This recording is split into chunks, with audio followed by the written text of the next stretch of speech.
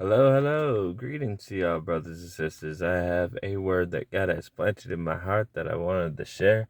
Um, First in Colossians, it says to put on your new nature, be renewed as you learn to know your Creator and become like Him.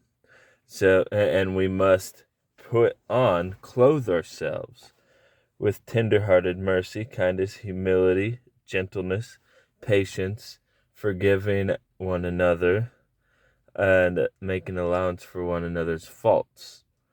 Okay, so that's our new nature. That's what God is going to put into us as we get to know Him, and what will grow into us. So if that's the case, and I'm pointing this towards our relationships, marriage, and all that. So what are we going to do on the contrary? Because Ephesians 2 says we're obedient to the devil before Christ enters into our hearts, and we do whatever he wants. So with that being said, and the enemy's not flesh and blood, so with that being said, we think about this one thing. We're clothing ourselves with, the first thing is the accuser. When we are not walking in the spirit and we are walking in the flesh, we are going to constantly accuse, because that's what our sinful nature, the first thing, does. Not just others, but our reaction would be accusing ourselves as well. In Zechariah chapter 3, Satan goes before God with Jeshua, or I can't remember his name, but he tells him, just pointing out all of his sins and his faults, and he just accusing him completely, him causing him, saying this man's worthless. And then Father and God, it says, take off those dirty old clothes and put on new ones. He dismissed the accusing. But in our flesh, we want to accuse. We will look for each other's faults. That's what we do. If we're not walking in the Spirit, that's what we're doing. We will look for their negativity. See all the things of positivity, but only see the negative, and ignore all those good things, because the accusing is one of our main associations while we're in the flesh. A liar from the beginning. There's so many different attributes that we take upon ourselves. But if we are walking in the Spirit, we should be tenderhearted, mercy, forgive one another, making allowance for each other's faults. That should be the product of us walking with God.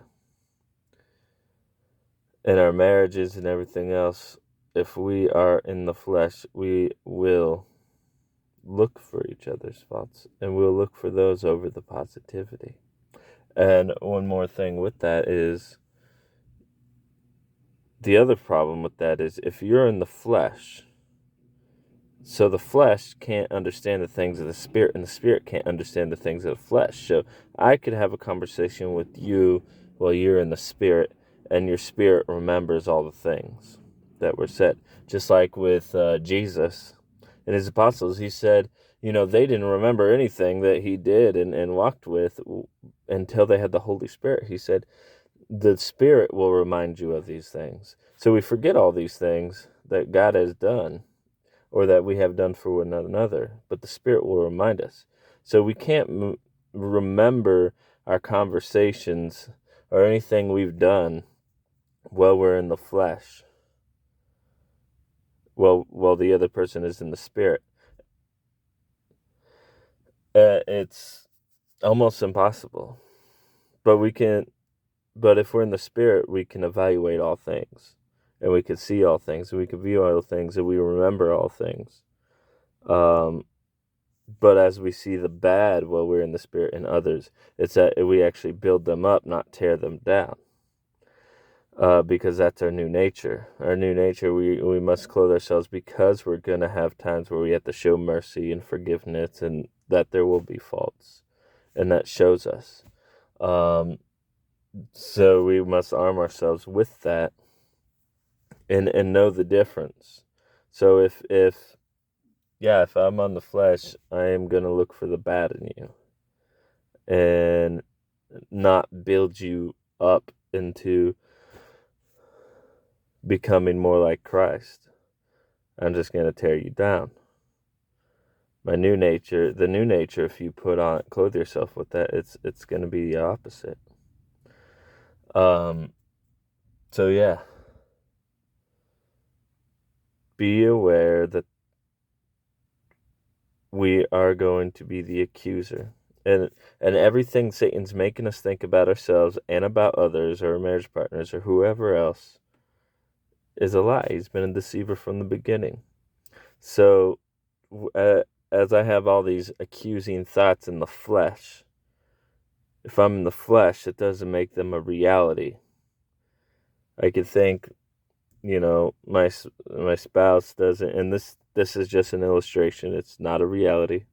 But that my spouse doesn't care or love, or she doesn't focus on me or whatever. I can think those things.